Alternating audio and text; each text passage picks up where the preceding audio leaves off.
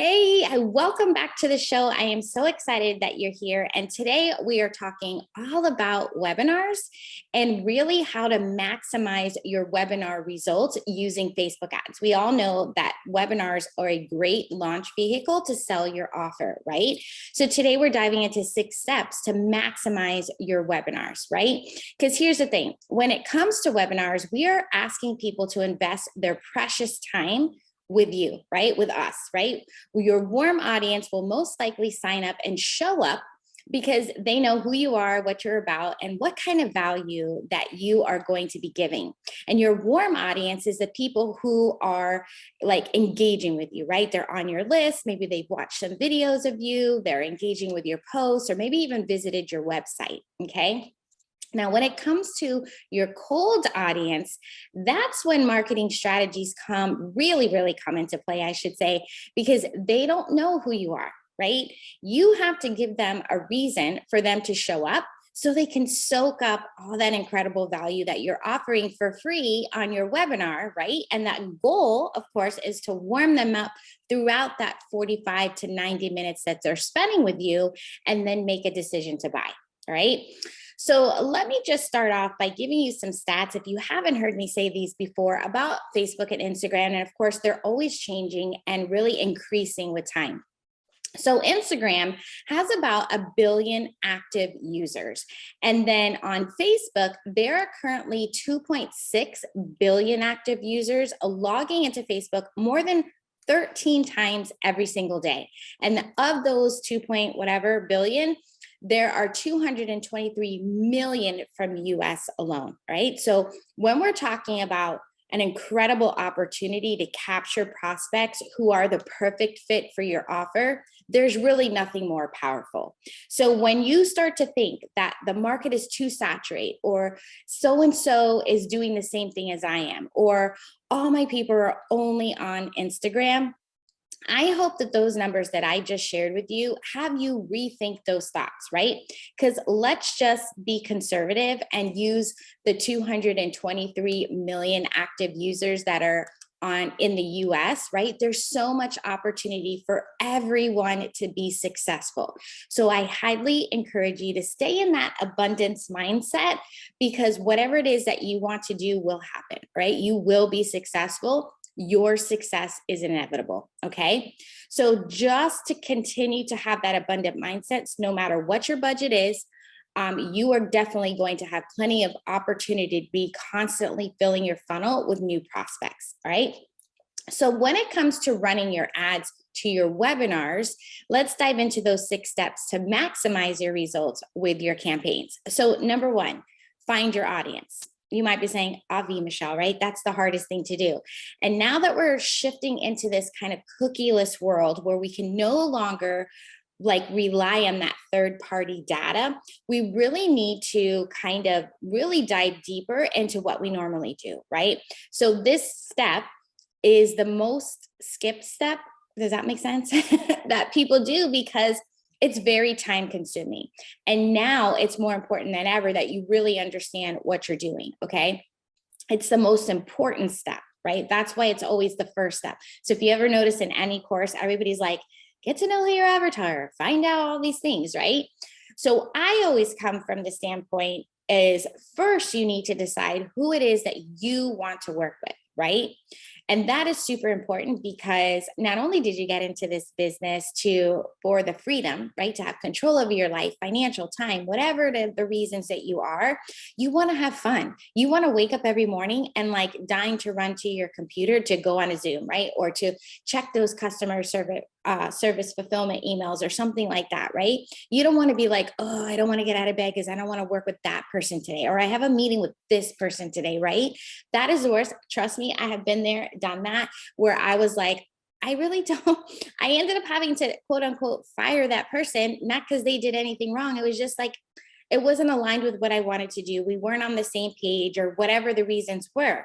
So that's why I'm always like, figure it out who it is that you want to work with, right? And it could be as simple as, are they men or are they women, right? What do they do? What stage are they at in their business? There's nothing wrong with you wanting to do that and hone in on certain things, okay? So it could be where they are at in their business, whether it be revenue wise, maybe it's the amount of knowledge that they have, how many years experience, you decide, right? And then, of course, you just need to dive into where are they hanging out. Market research is key. And when we're coming into, and we're going to dive into this in just a minute. So let's just stay here and let me not get ahead of myself. Is market research is the key. I would do as much as you can, talk to as many people as you can. That is your perfect person, right? So whether they be your current clients, maybe they're people in a Facebook group, like you need to figure out who are the people that you want to work with and ask them questions, create polls, or maybe just kind of start conversations without being super weird or super spammy. Does that make sense? Okay. And then you want to find out, like, when you're asking them these questions, like, where are they hanging out, right? Meaning, like, who are they following? Are they reading certain books? And are they watching certain TV shows? Okay. Are they reading certain magazines? Where do they shop? Like, really think outside the box here too. Okay. So if it's like, if your niche was, let's just say, weight loss, you could possibly target like Lululemon or Fabletics or FabFitFun, right? You can also look into, like, what are their behaviors? Like, what are they doing? Do they have certain job titles? What are their degrees? What are their interests, right? What tools do they use? I think that's super important. Like, what tools are they using? What industries are they involved in? Are there any events that they may have attended that are able to be tracked? Okay. Then when you dive into Ads Manager, and you can then see if you're able to target them on Facebook. Okay. So just do a major brain dump, just come up with every idea, write it down, put it in the app on your phone. So, the Notes app, in case like you're at Target or you're driving around or whatever, and you're like, oh, let me ask them this question, right? Or, oh, I wonder if they're doing here. Maybe you're in Facebook and you're like, oh, wow, I didn't know this audience, right? Because remember, you also have those suggestions. Okay. Number 2, copy that converts. It all comes down to messaging. Super duper important. These are the top 2 that are going to make or break any sort of marketing that you do, whether you're doing paid advertising, organic, on your funnels. It all comes down to messaging. Okay. So we already talked about the market research. If you haven't done it, I would highly suggest that you start making some schedule some calls coming up over the next couple of weeks. Okay. And just wanted to throw something out there. If you ever feel uncomfortable about asking somebody to do this for you, like this favor for you, well, what if you do kind of like, hey, I would love to ask you some questions. It should take about 10 to 15 minutes. And then since you're going to give me your time, I would love to stay on for another 10 or 15 minutes and answer any questions that you might have. Okay. So then you're doing like this exchange, and it's like a win-win for both of you. Okay. So even if you've already done this before, I would suggest that you schedule these for every 6 months or so. Okay. And once you start getting this, it's going to be really cool, because you're going to see how now your stuff starts converting even higher. So now you have more people coming through, you're getting more people the results that, that the transformations that your offer promises. And now you have more people to do the market research with. Does that make sense? Okay. And even when we talk about market research, and I know I've said this before, if we're looking at like just the changes that have been going on since pre-COVID, during COVID, post-COVID, even now, right now, we're kind of slipping down into this recession. Some people say we're already in this recession, right? What are they going through? All these different stages require you to gather exactly their words of what they're feeling right now, right? Also, too, like, they have different emotions, they have different struggles, and you need to stay in the know. Okay. So when you're on these market research calls, make sure you update maybe the questions to what's going on in these times, and definitely record the conversations with their permission, of course, when you're asking, right? So here are some things. You want to know their pains, struggles, dreams, desires. I do say that all the time because those are keys, okay? Pay special attention to the words and phrases that they use to describe these pains, struggles, dreams, and desires, right? Are they touching on emotions? I can guarantee you they are. Okay. And when you're crafting your message, especially with your ad copy, use those same exact words in your copy. All right. Now, before I dive into the anatomy of a successful ad when you use them in your copy, one of the things I want you to think about when we go back to step one, which was the targeting and finding them where they are. As I was saying, it's getting a little harder to target certain audiences, okay? Because the third-party data is going away, meaning that now Facebook is not able to capture all these things where everybody is with the pixel, with Google's pixel, all these other things, right? They share that third-party data. That's why it's called third-party data. So now the targeting is kind of getting loose, okay? So an idea to test is to go super broad, right? But then the goal is to go super narrow with the messaging. That's why it's so important for you to nail your messaging and use these exact same words so you can capture them. It's like, let's just say you're in the physical therapist. Let's say that's your audience, right? I can guarantee you that they use particular words in their industry, right? Or refer to themselves as a certain thing, right? Maybe they say PT, maybe they say therapist, right? What are you going to use? So when they read it, they automatically know, hey, they're talking to me because I'm a physical therapist. Okay. So think about whoever your niche is, how do they refer to themselves?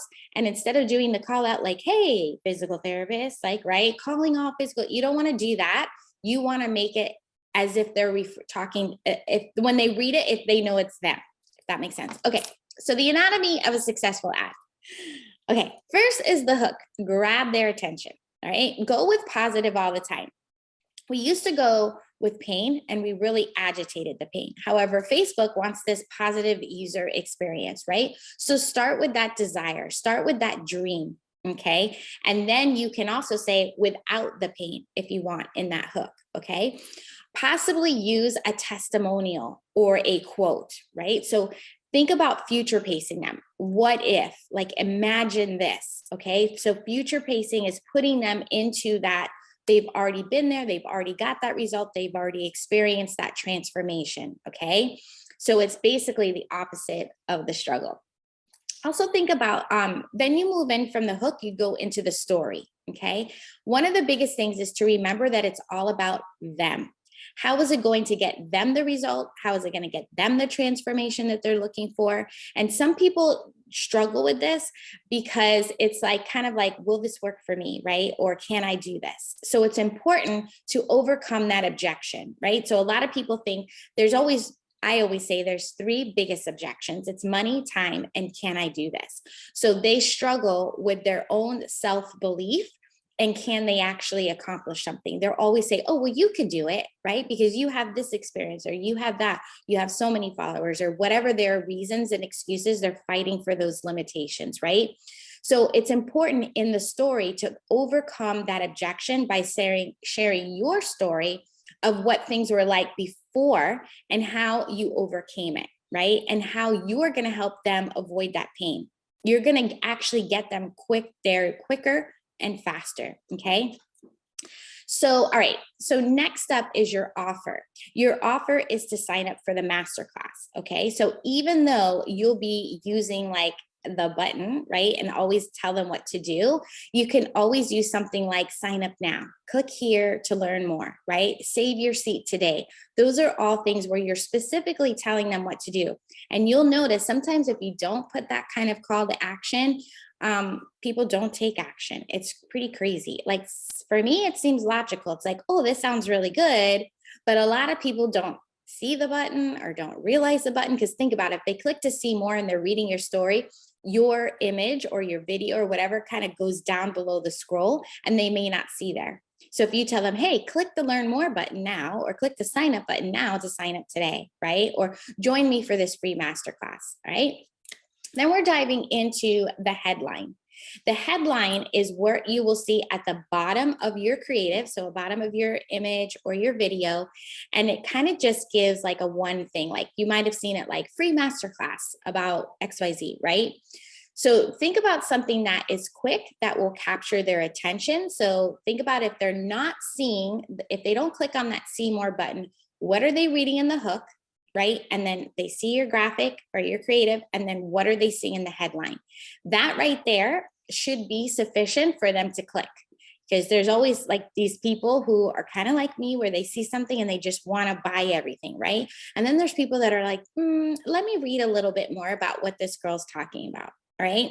So you want to think about something that's quick that will capture their attention and definitely create curiosity and also show a benefit. Okay. So the other thing is, I don't know if you've ever noticed where it'll start to say something and then it kind of cuts off, right? So think about, you want to make sure that whatever characters you're putting in there clearly show your whole statement, because if not, it leaves this like open-ended thing where it's like, well, wait, what is it? Right. And there's no way you can finish reading the headline. So make sure that it's a complete thought. Okay. Because you want to use this. This is very powerful for them to be taking the action that you want them to take. Right. Then lastly, we have the call to action button, and we usually want that to be learn more. You can test sign up. I find that sign up, sometimes people are like, wait a minute, right? Where learn more, it's like kind of opening for them to go in and dive in to read a little bit more. Okay. Okay. Really just make it clear as to what action you want people to take. Right. I hope you all are doing good, and I hope you can see how this all fits together. Are your wheels actually turning as to how you can set up your copy and your ad, like what hook, what story, and what headline you can use, right? And then if you're like, I need a little inspo, right? I need some inspiration. You can always go to facebook.com/ads/library. All right. And then from there, you can go ahead and you can search anybody that you know that runs masterclasses, right? Or webinars. And I would suggest that you look at people outside of your competitors, meaning that if you go, like for me, let's say if it's somebody that has an ads course, I'm not going to go and look at everybody else who runs ads and has a masterclass, because then you start getting in your head, number one. And then you tend to start kind of copying without wanting to copy, because we all know we're not copying. However, if you go to someone that's not in your industry, like let's say I find somebody that does a time management webinar, then I can go in and see, well, what does their look like? How can I model or mimic after? So you find the model, you mimic the one, and then you make it your own. Okay. All right. Number 3, your scroll stopping creative. You have all kinds of options here, and it's best when it comes to your creative. You're just trying to have basically for it to look native, right? You don't want it to necessarily look at like an ad. You want to try running a few different options and test to see which one resonates with your audience. Okay. And now, back in the day, when you used a text image, you were limited to 20% of text on the graphic. Now, not so much. Where I find people are getting a little carried away, then they put all this information on the thing, and it's like, wait, what are they saying? And the font's so small. You just want to make it very legible, very clear, and concise, okay? Don't be wordy, right? And then colors. Look at colors that pop out in the feed. I know a lot of people are like, well, wait, that's not my branding colors. Sometimes your branding colors are so dull, not in a bad way. It's just dull that it does not pop in the feed. The whole idea is you want to grab people's attention. So don't be scared to kind of step outside whatever your branding colors are, so you can pop out and stand out in the feed and really stop the scroll. You can always use GIFs, videos. Video is king. I would highly recommend that you use video. Maybe you even use a reel, because reels are super popular, right? Just be careful on those that they don't have any music or anything that's, not royalty free. So just be careful on that, because sometimes your ads won't get approved. Facebook, you want to make sure that they're doing the captions, or you have captions on there. We don't want to waste our precious marketing dollars on putting some sort of content out there that if they don't have their sound on, they're not hearing what you're saying. So definitely have captions. Facebook will do them for free. And you can also pay for them with rev.com or like a trent.com, and they'll transcribe it, and it's more accurate, right? So definitely put captions on it. Number 4, the type of campaign objective that you want to choose is conversions. Facebook with a conversion campaign. This is very critical because a lot of people also don't do this, okay? They pick a different campaign objective, they don't get the results that they want, and then they're like, my ads aren't working or Facebook ads don't work. Well, that's because you're not picking the proper objective. Now, Facebook, when you're choosing a conversion campaign, is looking for people who are most likely going to give their name and email, possibly phone number, in exchange of something of value. Okay. So if you're choosing the other objectives like video views or traffic, okay, on a video view, Facebook is just looking for people who are most likely to watch, not necessarily sign up, right? Traffic is looking to send somebody, right? They're looking for somebody to click and go off to a landing page website. But again, not necessarily the people who are most likely to give their name and email, right? Your pixel should definitely be placed on every page of your funnel, okay? Especially when you're looking to track, you want to be tracking the step that's after they give their name and email, okay? So you want to make sure your pixel's there. Even though we're going to probably a zero-party data, we still want to give Facebook as much information as we possibly can, okay? So it's critical that you have your pixel set up on the right steps of your funnel and you're tracking the right step of your funnel. If you're tracking that first step before they hit that submit button and give their name and email, you're not going to be tracking properly, okay? All right. The other thing that I find, obviously you all know this now, that Facebook is not reporting results properly. So you are going to have to take a minute when you're doing your tracking to go into your CRM or your funnel, depending on which funnel software you're using, to be able to see how many registrations actually came through. Because I can't tell you how many times I've seen, like in Ads Manager, it might say 2 registrations, but I go into the CRM and there's 10, right? So definitely don't get discouraged and take the time to be tracking properly. Okay, number 5, we only got 2 more to go. Start running ads no more than 10 days prior to your live event if your webinar is live, okay? Here's where it gets tricky. When we're looking at this time frame, we get tricky on, oh, we don't have that much time to test. So there's a bunch of stuff that you should be doing that leads up to this 7 to 10 days out for you to be able to test your messaging and your creative and find your audiences, okay? The reason why you don't want to go out more than 10 days is because then people will forget that they signed up for this thing. So you want to keep it as close as possible. 7 days is key if you've got this down pat and you know who your audience is and you're getting things to convert. But you want to definitely keep it like that. Now, you might be asking yourself, like, how much should I be spending on my ads? And I always answer whatever your budget allows. Okay. So if you haven't run ads before, then you really don't have any data to determine the cost per registration. And basically your expectations might be off. Okay. So let's be honest. Depending on your market and the time of the year you're running the ads, the cost per registration will be different, okay? We all know the ad costs are going up. However, I want you to stay in, no matter what my budget is, I can do my best and get as many people there as possible and definitely be getting more people than if I did this organically, okay? Just have that proper expectation in your mind that you cannot get 1,000 registrations if you're using a $5 a day budget, okay? Now, to calculate an estimate, again, this is a guesstimate. If you wanted 500 people registered, and let's say your cost per result was $3, and this is where I say a guesstimate because I do have clients that are paying, let's say, 65 cents per registration and others that are paying $15 or $20 per registration. So it all depends on different factors, right? Who your audience is, what your product is, how competitive or how many other people are competing to get in front of that audience, okay? Then your ad spend would be about $1,500, right? So don't let having a lower budget deter you from using Facebook ads. And remember that you are going to be on social promoting organically too. Plus you have your email list that you can send out an email and get signups that way, right? So just make sure, this is super duper important, that if you take anything away from this, this is what you're gonna hear. That once you have all this set up, and once they do sign up, you have an awesome email nurture sequence, right? And meaning that I just spent all this money and all this time and all this effort to get these people to sign up.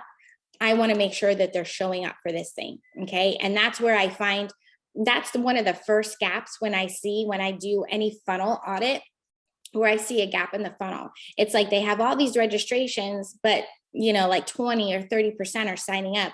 You want that number to be 50, 60%. So even when I'm saying the benchmark is 50, 60, that means half of the people that you just paid for are not going to show up. So you need to make sure that you have that email nurture sequence in place so you can get them excited, get them curious, right? Get them tease them. Maybe you're giving a giveaway, or tease them that think about the news. Like, what are you eating for dinner that's causing you to get sick, right? So think about something like that. Like, what are you doing on a daily basis that is not allowing you to scale your business, right? Think about those things. And then get your webinar down so it's set up to convert. So once you get these people on, they actually stay with you to the end. All right. Because then that's the next biggest gap, that when I do the funnel audits, is I'm finding people are just like falling off like flies, right? Is that it, the right word? Dead flies. They're just falling off and they're not even making it to the pitch. Okay. So definitely do some research, do some homework, and figure out how to get people to stay to the end. Keep them engaged. All right. Are you finding this valuable? I hope you are, because we're at the last one. Number 6 is diagnose. We want to be looking at the health of our campaigns, the health of our webinar, right? So it all comes down to what metrics to track. So let's dive in to what metrics you should be tracking and what the benchmark should be. Okay. So first, let's talk about the amount spent. Before you start your campaign, decide on that campaign budget and then review this budget, right, every single day to make sure you're within that budget guidelines, okay? So the benchmark here is whatever you previously set.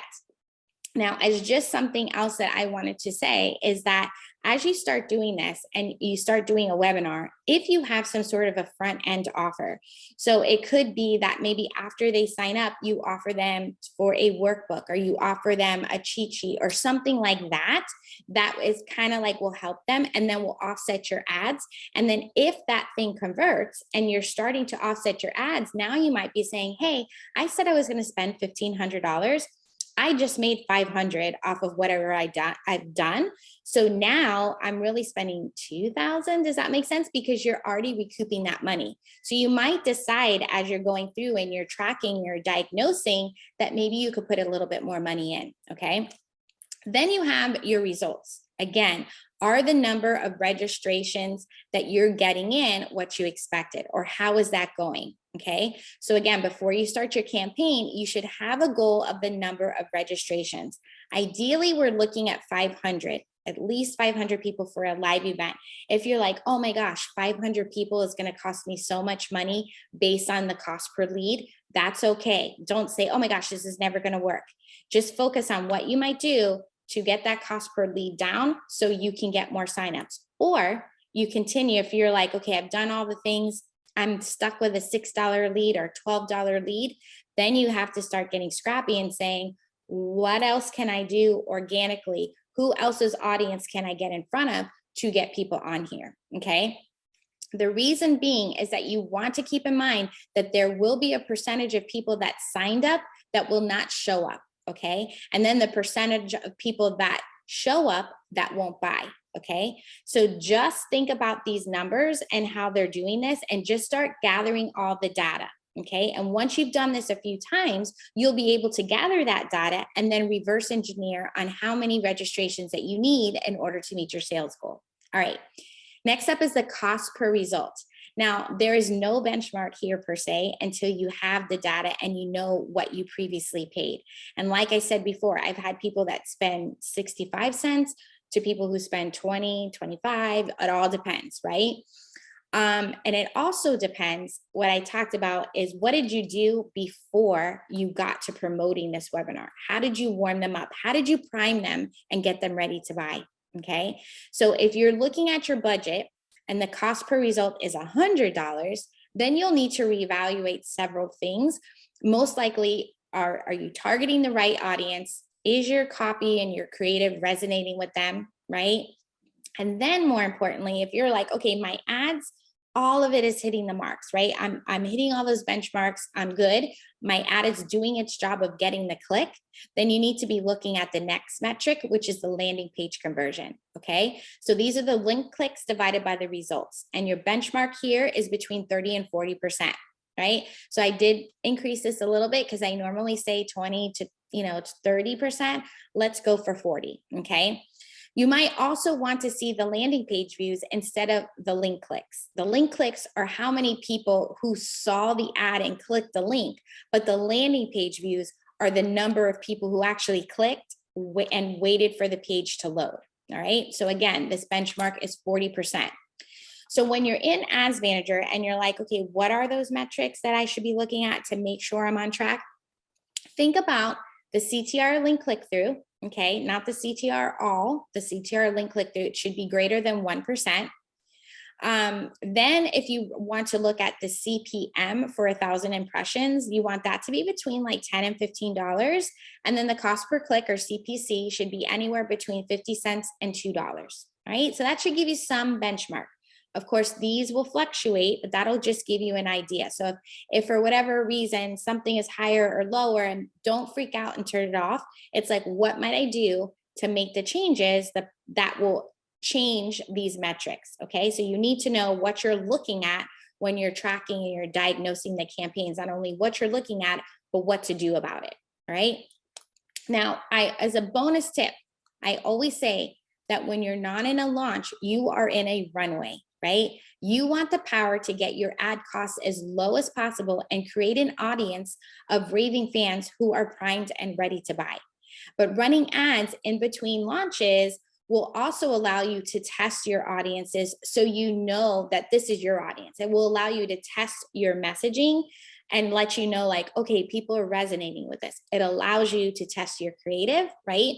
Especially when you're doing video, people will already start getting warmed up by you. They'll be like, oh, I really like this girl. She knows what she's talking about. It creates that instant connection, credibility, and it really builds your authority, right? And you could do this super inexpensive at like $5 a day. You can even do it at $1 a day, okay? To wrap things up, I want you to keep in mind that what you do want to do is stand out, okay?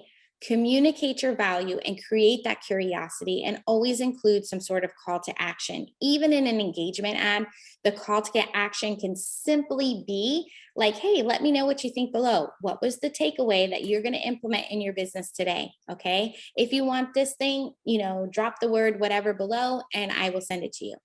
Just have a strong follow-up series to make sure that they get on the webinar. That's so, so important.